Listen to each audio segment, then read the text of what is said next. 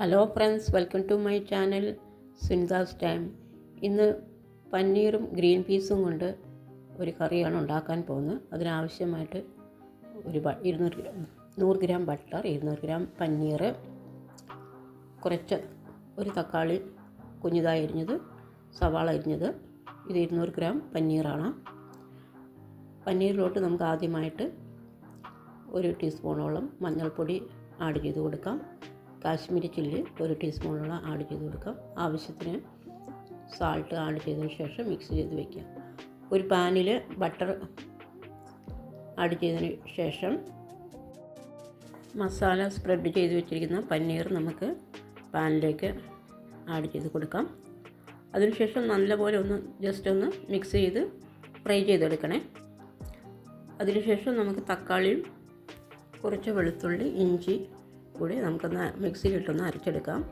ഒരു പാനിൽ വീണ്ടും ബട്ടർ ആഡ് ചെയ്തതിന് ശേഷം പട്ട, ഗ്രാമ്പു, ഏലക്ക, പെരിഞ്ജീരകം, മസാലക്കൂട്ട് നമുക്ക് ഇട്ട് കൊടുക്കാം.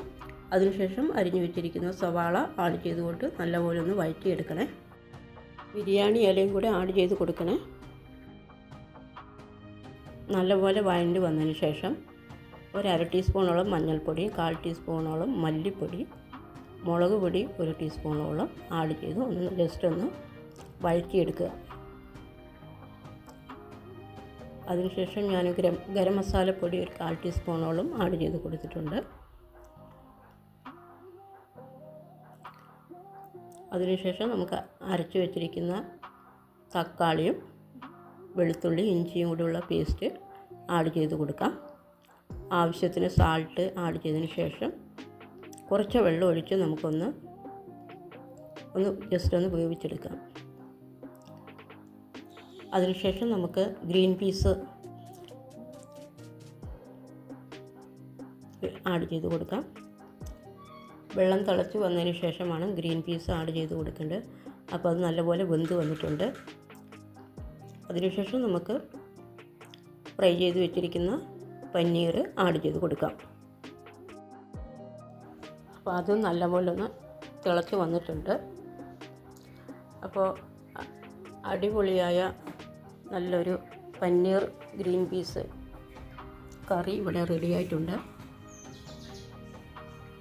നല്ല ടേസ്റ്റിയാണ്. നിങ്ങളൊരു പ്രാവശ്യം കൂടെ അത് ട്രൈ ചെയ്യണേ. ഈ കറി നമുക്ക് ചപ്പാത്തി, ദോശ, ചോറിൻ്റെ കൂടെ എല്ലാം കഴിക്കാം. അപ്പോൾ എൻ്റെ ഈ റെസിപ്പി ഇഷ്ടമായെങ്കിൽ ഷെയർ ചെയ്യാനും ലൈക്ക് ചെയ്യാനും കമൻറ്റ് ചെയ്യാനും മറക്കല്ലേ.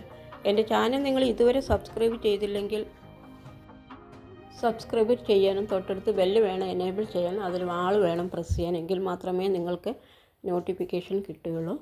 Okay bye. അടുത്ത റെസിപ്പി കാണുന്നവരെ.